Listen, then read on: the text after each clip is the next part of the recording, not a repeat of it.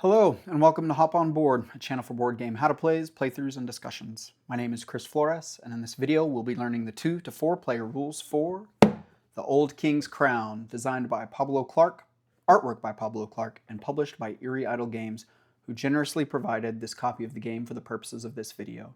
Now let's get it to the table. The old king is gone. He has passed, and his crown has gone unclaimed and unworn for far too long. As news travels across the kingdom, heirs to the crown will leverage the strength of their factions to fight for control of the land. They will do this while gathering supporters across the kingdom to their respective causes, vying for control of political councils, and journeying to rally the most powerful supporters of their cause to fight by their side. In the Old King's Crown, you play as one of these heirs, leading either the nobility, the controlling inheritors by birthright of the crown, the clans, the fiercest warriors of the land and sea, the uprising, a scheming society of powerful ploys, or the gathering, an occult congregation tied to those that are lost. Each round of the game will represent 1 year of conflict among the factions, with 5 phases in each round: the start of the year, spring, summer, autumn, and winter. At the end of the game, the player whose heir has gathered the most influence will claim the crown and be declared victorious. So let's get it set up. First, players choose the game's length. A standard game is 5 rounds, but players may choose to play a short or extended game of 4 or 6 rounds respectively. Then, place the kingdom board in the middle of the play area with the council's tile placed directly above it. Let's quickly note the different areas of the board and how they guide players through the phases of each round. At the top of the board, you will see the banner for the start of the year. This flows into determining a turn order for each round, then into spring, where the game will actually begin. Spring flows across the board over this area, known as the Great Road, a card marketplace used in spring, and then down into summer, where clashes will take place. Clashes take place on the map in these 3 horizontal regions: the highlands, the plateau, and the lowlands.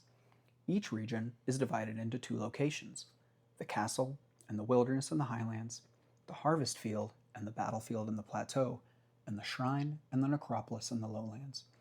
After clashes in summer, the game moves into autumn and finally across into winter, which is really more of a cleanup phase or reset for the end of each round. The phases will be broken down in greater detail when we move into the actual teach. This is just to give you a brief overview of the board to help setup make more sense. Now find the kingdom cards. This deck of cards provides unique abilities to players that win them, typically in the spring bidding phase. Shuffle the kingdom cards and place them on the leftmost space of the Great Road. Then, fill the Great Road spaces from right to left, flipping the final card on top of the deck, showing 4 face-up cards in total. Create the reserve of influence and lore tokens beside the board. Influence tokens are in denominations of 1 and 5, and remember, the player with the most of these tokens at the end of the game wins.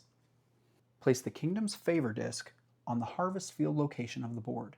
Claiming the Kingdom's Favour will unlock a player's special faction-specific ability until it is fully consumed or stolen. Place the season marker in the spring slot with the spring banner beside it. This marker indicates which step of which phase of the game we are in. Place the round marker in the 1 slot of the round track. Stack the 3 clash markers and place them on this eye icon. In summer, each clash marker will be placed on a different region of the board to determine the order in which clashes are resolved. Then, players will choose their factions, or let fate decide and draw a faction at random. Let's set up as though we have chosen to play as the clans. Take your faction's player board and place it in front of you like so. Place your Herald and 5 supporter tokens in their corresponding slots of your player board. Then, place your hand size marker into the top left indentation of your player board with the star aligned with the arrow on the board. All players begin the game with a starting hand size of 6. Place your faction's tactics tiles along the lower slot of your player board with the text side up. When you use or exhaust a tactic, it will be flipped upside down to this blank side. Note that some tactics have extra setup instructions, like the clan's Sea Lanes tactic. It begins the game with 3 faction markers, representing the clan's player's ability to use the tactic 3 times over the course of the game. Place remaining faction markers in a pile in your play area. Place the Side of Power card associated with your faction near your board, and then locate your faction cards. Find your faction's 5 advanced faction cards denoted by a lore cost in the top right and place them on your Side of Power. Then find your faction's heir and set them aside. The heir is denoted by this crown and the star icon to the right of the card's title. Shuffle the rest of your faction cards and place them to the left of your player board, indicating your draw deck. Take your heir into your hand and draw up to 6 cards. At the end of faction setup, your play area should look something like this. Determine turn order on the order track by using the commonly known absolute primogeniture law of succession, also known as oldest first down to youngest. Players may also determine turn order randomly. Place order markers on the order track in the determined order from left to right, and the player who is first on the order track takes the active player marker. In our example, the clan's player is the oldest, so they will go first and claim the active player marker. The uprising player is the youngest, so they will go last. And with that, setup is complete. We're now ready to play the game, kicking off in spring of round 1, but there are some important concepts and components to review before we move into gameplay. Understanding the following aspects of the Old King's Crown will help in making the gameplay teach a lot easier to grasp. I mentioned that each round of the game is divided into phases, but each of those phases is divided into steps. All players must complete the current step before any player moves on to the next. Steps may require mandatory instructions be carried out, they may trigger mandatory effects or commands be carried out, or they may provide players opportunity to carry out optional actions or commands. All steps will either resolve simultaneously or in turn order. Don't be worried about tracking this. The board and player aids do a great job of providing notes so that there's no confusion. Note that I just mentioned actions, effects, and commands separately. Those are indeed all different classifications of things you may do during the different steps of the game. There are also abilities, a 4th unique classification. So let's get into what makes each one different. Let's begin with actions. Available actions come from a variety of sources, like the clan's tactics tiles.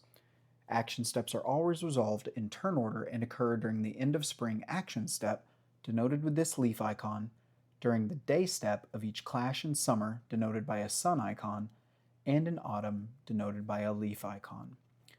Another action classification reminder, they are denoted by a circular border. Players may activate any available actions during the corresponding action step, and when finished, play passes to the next player in turn order. Now let's look at effects. A player's available effects also come from a variety of sources, like this advanced faction card from the Uprising and this Kingdom card.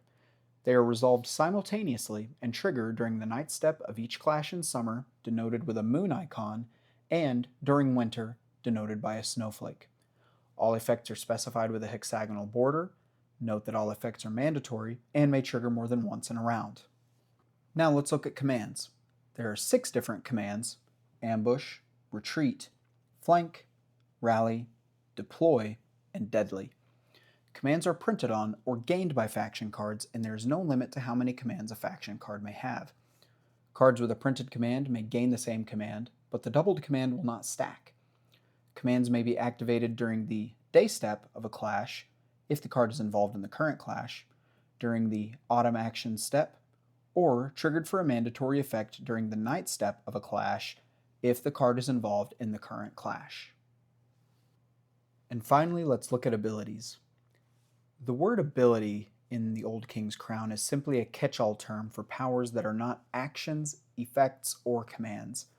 Abilities have a variety of timing windows and uses, which will be specified on the component that grants you the ability. Abilities may be passive and provide ongoing benefits, but will be lost if the component that grants the ability is discarded. These passive abilities are mandatory unless otherwise noted. Abilities may have a prerequisite before being used. Be sure to note whether or not the ability wording includes the words must or may when it comes to an ability being triggered.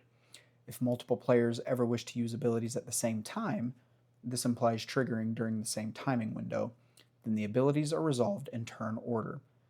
See 2 examples below of an advanced faction card for the clans, with the ability text shown here, and a kingdom card.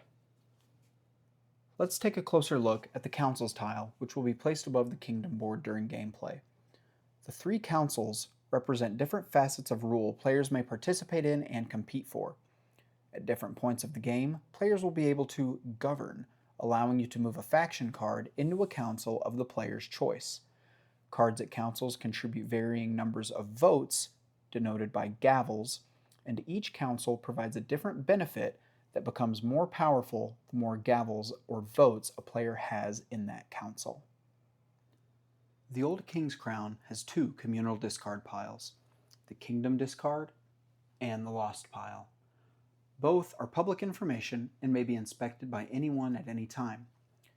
Discarded Kingdom cards make up the Kingdom discard, and the Lost pile will be made up of faction cards and supporters that end up there by varying means.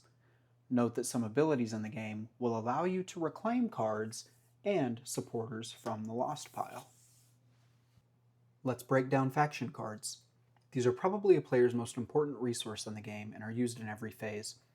Remember that there are basic faction cards and advanced faction cards. At the beginning of the game, your faction deck is made up of all your basic faction cards. Each faction's basic cards are identical. They are only different cosmetically. Advanced faction cards are what will make a player's faction deck unique and more powerful. Players acquire their advanced faction cards by spending lore tokens. An important timing window I want to cover now is that a player may purchase an advanced faction card anytime a lore token is added to their supply. The lore cost is shown in the top right of the card. At the top left of a faction card, we see its strength, used to resolve bids and clashes. Below the card's strength, we see its archetype. Certain abilities in the game may target or affect specific archetypes, and there are 9. There are Agents, Captains, Cavalry, Champion, Follower, Heir, Ruse, Traitor, and War Machine. Below the archetype, we see the card's traits. Traits represent a card's innate abilities and grant special bonuses. There are 3 traits: Resilient, Invulnerable, and Pathfinder. These will be covered in greater detail as they become relevant during gameplay. Below traits, a card will list its available commands if it has any. Below commands are the number of votes, represented by gavels a faction card generates when added to a council. Across the card from votes is the faction card's lore value. The number of scrolls shown is the number of lore tokens a faction card will generate for you when the card is used to journey. The remaining area on a faction card includes its faction's icon, the card's title, a star that would indicate the game begins with this card in your hand, and a section for flavor text or any extra rules or abilities that the card may add. The last type of card is an HQ card. An HQ card is identified by this castle gate icon next to the card's title. A faction's HQ card begins on its side of power because they are a type of advanced faction card. They have no strength value, archetype, or traits, but will provide their faction's player with powerful actions or abilities shown here. When purchased, they remain face up in your supply, and its abilities remain available until the card is removed. And with that, we've thoroughly covered all the types of cards and components in the game to make understanding gameplay an easier process. Remember that the start of the year phase is not played in round 1, but we're going to begin with it to show what a full year of gameplay looks like. So let's dive into the Old King's Crown.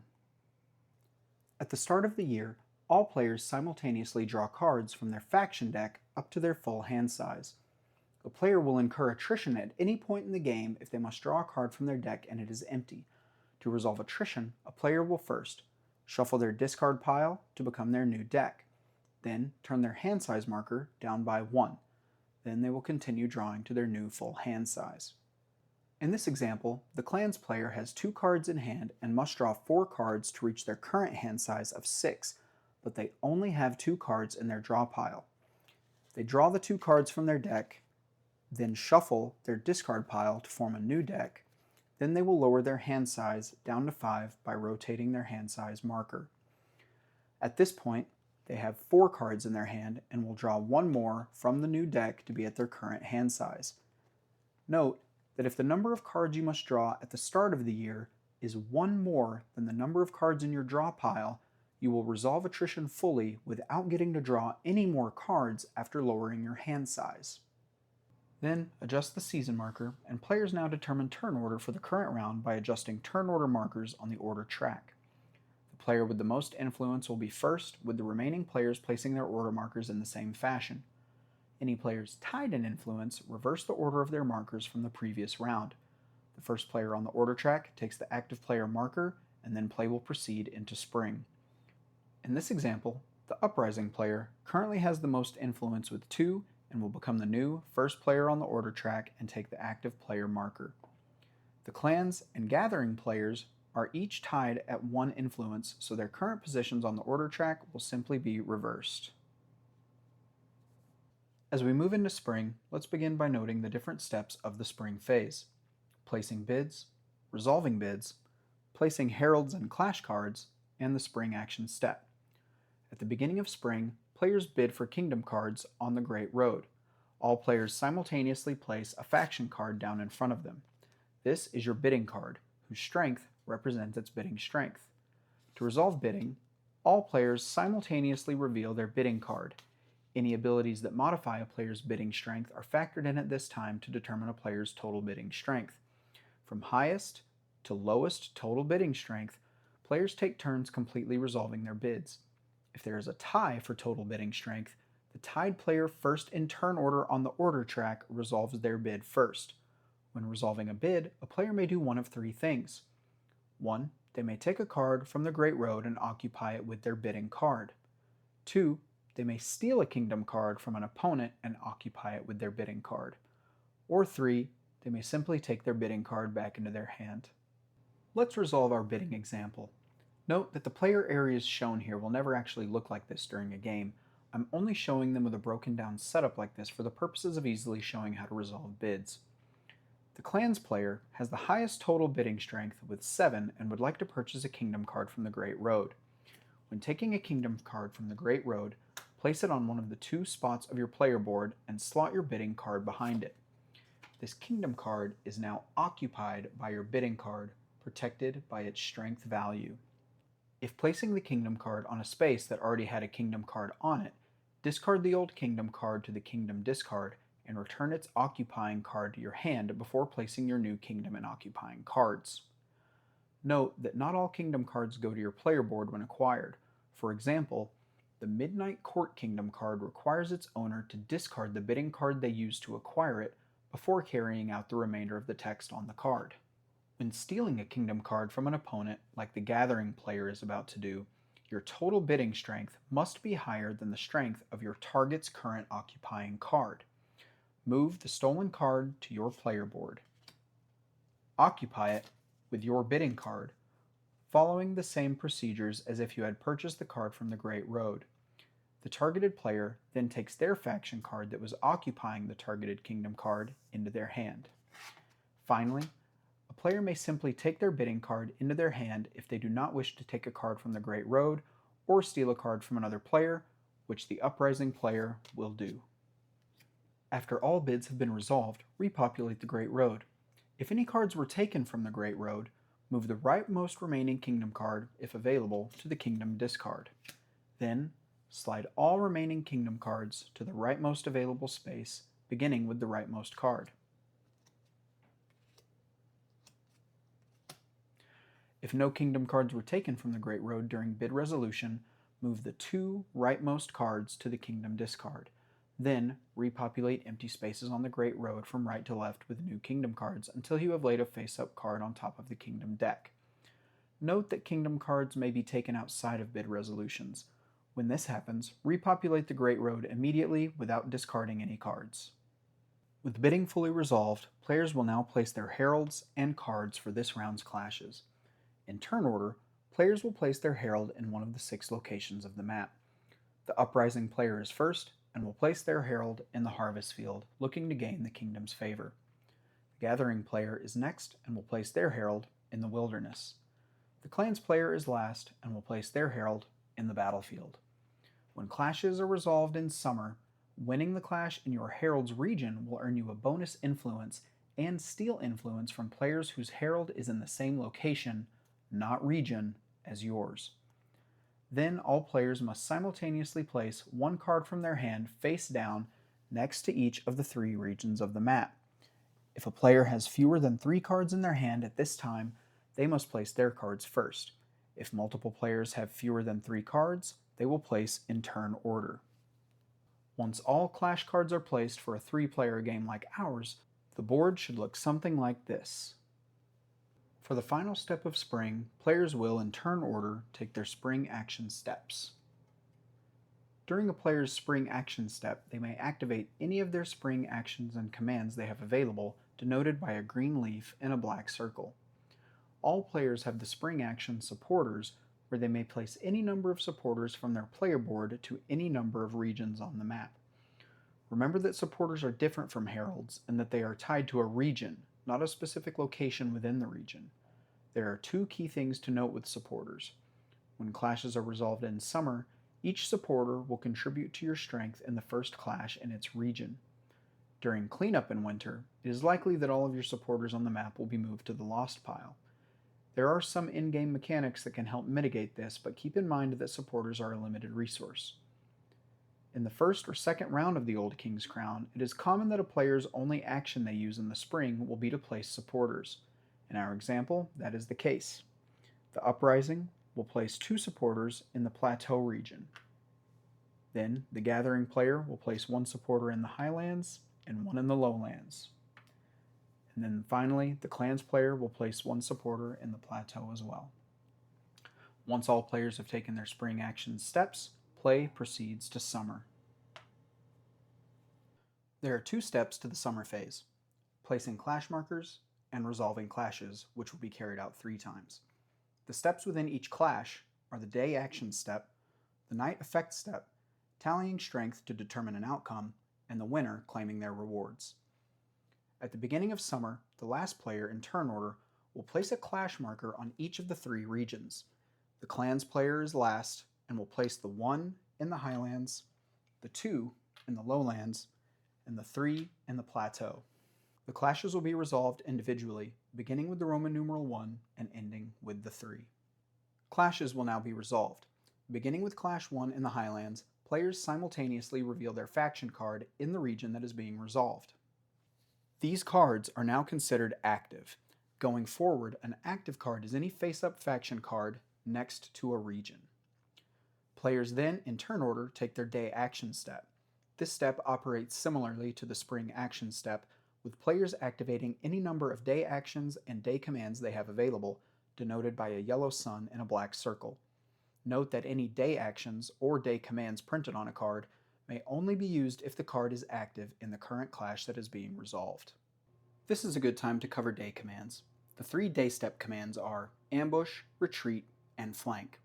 Each card with a day command may activate its command once per clash. First is Ambush. Ambush allows a player to add a face-down faction card from your hand to the clash. When all players have completed their day action step, any face-down cards added to the clash are revealed and will be considered active. Any day actions or commands on these revealed cards only, no other day actions, may be activated in turn order. Below this Ambush, we see Retreat. The Retreat command allows a player to bring any number of their active faction cards in its region back to the player's hand. You may also retreat your Herald and any number of supporters in this region back to your player board.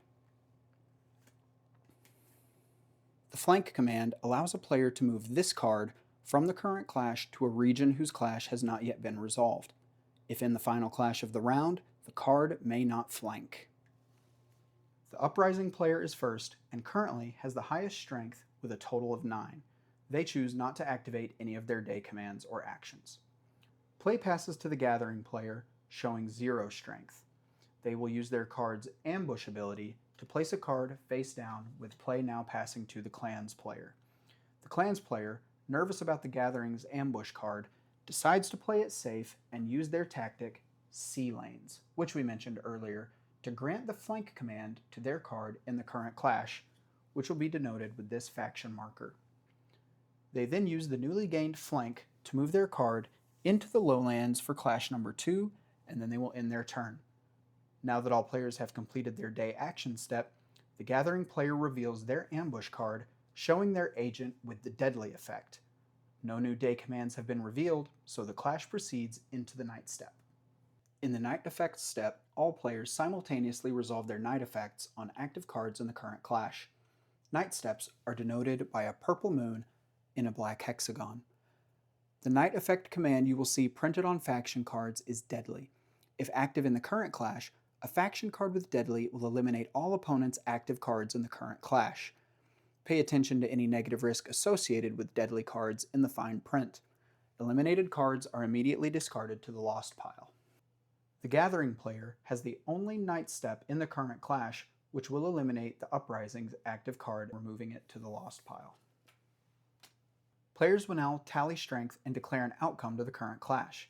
The Gathering player is the only player showing any strength in the clash with 6 strength, 5 from their agent, 0 from their ruse, and 1 contributed from their supporter in the Highlands. They win the clash in the Highlands and will do the following. First, they will choose a location within the region of the clash to claim rewards in. Second, they will claim their Heralds bonus. If their Herald is in the location they chose, they gain 1 bonus influence and steal 1 influence from any players whose Herald is in the same location. And third, they gain the influence shown on their chosen location and optionally resolve the text reward associated with it. The region is now resolved and play continues on to the next clash. In our example, the Gathering player will claim victory in the Wilderness.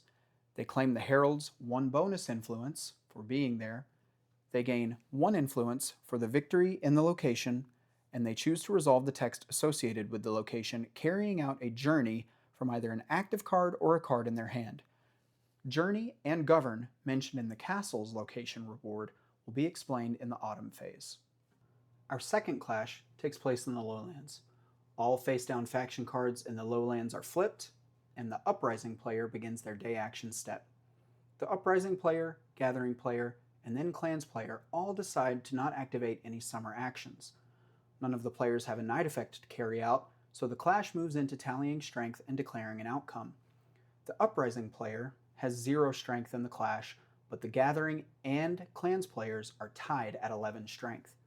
In the case of a tie, the tied players must choose one of 2 options in turn order. They may either 1. Play a faction card face down in the region, or they may pass. If one or more tied players chooses to place a card, an entirely new clash just between the tied players begins, going through all of the same steps of the first clash in this region. Note that I specified this as an entirely new clash. It is separate and distinct from the first clash that took place in this region. Any faction cards and supporters that contributed to a previous clash here have no effect on cards in the new clash. If both players pass, then the region is resolved as a tie, no one will claim rewards, and play moves on to the next clash or phase. However, both the Gathering and Clans players are hungry for victory and choose to play a face-down card. Gathering player first. The tied players flip their new clash cards, and despite the Gathering player showing a strength of 11, it will be eliminated by the Deadly effect on the Clans card in the night effects step of this clash. The day action step of this new clash passes with neither faction taking any actions, and then we move into the night effect step. This is a great time to break down 2 of the traits you may see on a faction card below its archetype.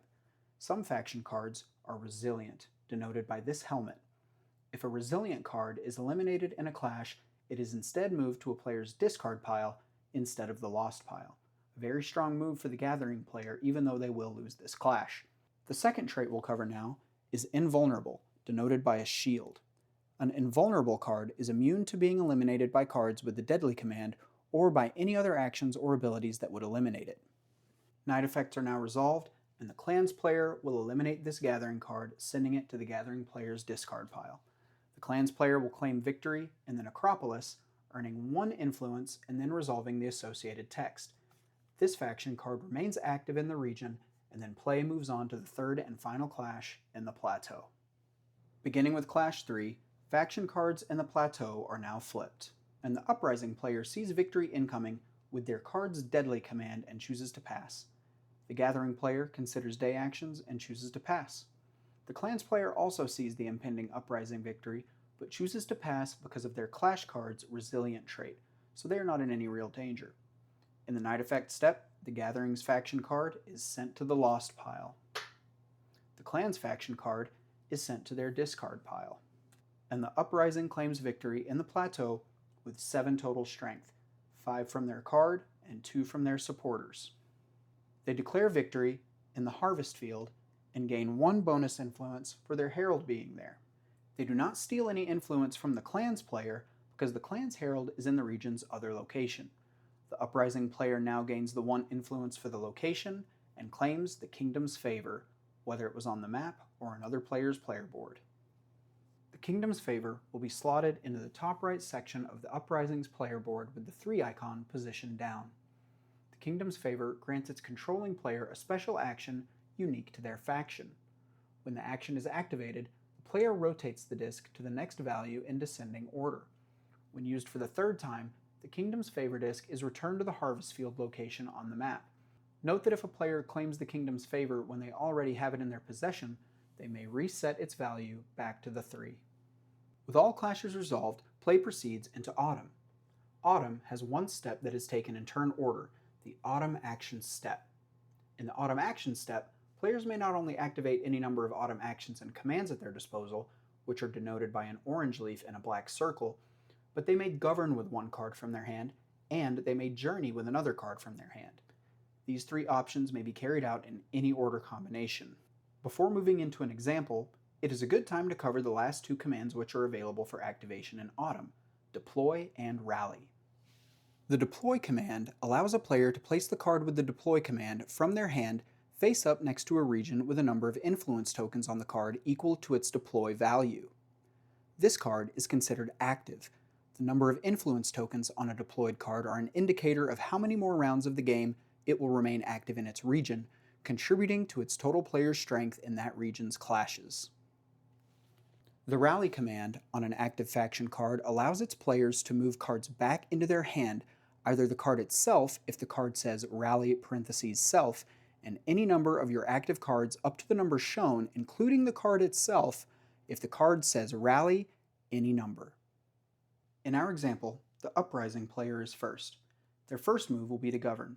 To govern, move a faction card from your hand with 1 or more votes denoted by gavels into a council of your choice.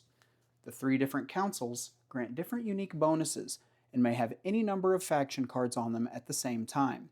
The Uprising player places the Librarian with 1 vote into the Council of Oaths, granting the Uprising player a new Autumn action. They will immediately use this Autumn action to move 1 supporter from the map or the Lost pile back to their player board.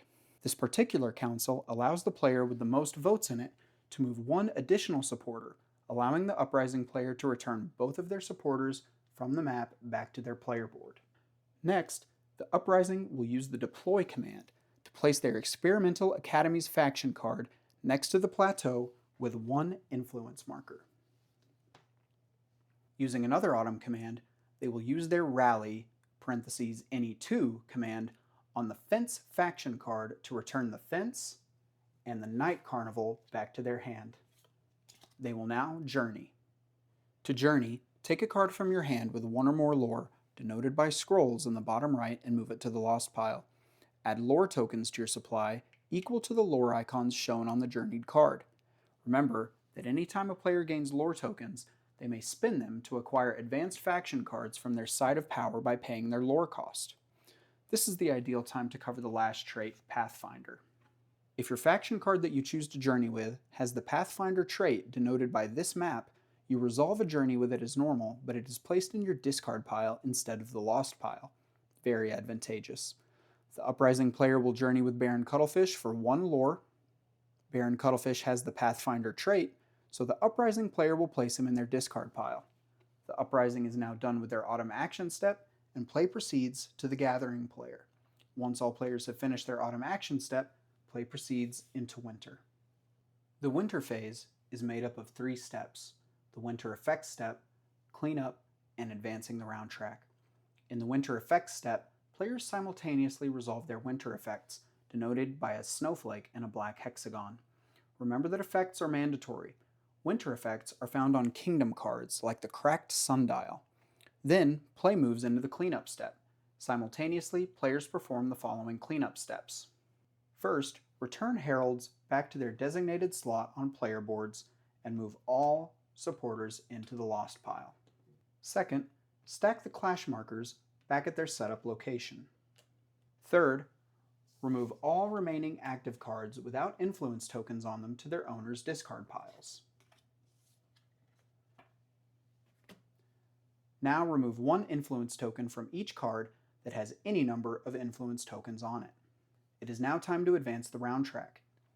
Simply advance the round marker to the next slot on the round track and proceed to a new round. If the round marker is on its final slot of the round track for your game's predetermined length, typically number 5, then the game ends and it is time to determine a winner. Let's say we just ended the final round of our game.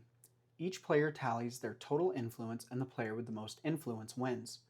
In our example, the Clans player has 13, the Gathering player has 10, and the Uprising player has 8. Therefore, the Clans player would win. In the case of a tie, a tied player in control of the Kingdom's Favour is the winner. So say the Uprising player had earned another 5 influence over the course of the game, with the Kingdom's Favour in hand, now tied with the Clans player at 13, the Uprising player would be the winner. If none of the tied players have the Kingdom's Favour, the player first on the order track is the winner. And that is how you play the Old King's Crown. What a game! We just covered a lot of very specific nouns and verbs that have very specific definitions, but having a solid understanding of those will make a session of the Old King's Crown go by much easier than you'd expect. Use the player aids. They're great, and note that there is a second copy of the sequence of play on the back of the rulebook. If you found this teach valuable, please like, subscribe, turn on notifications, and let me know what you did or didn't like in the comments. I'm excited to continue working to lower the barrier of entry for players that may find beautiful games like the Old King's Crown too intimidating at first glance, so don't let them pass you by. Continue getting great games to your table like this and encourage others to hop on board. Thank you.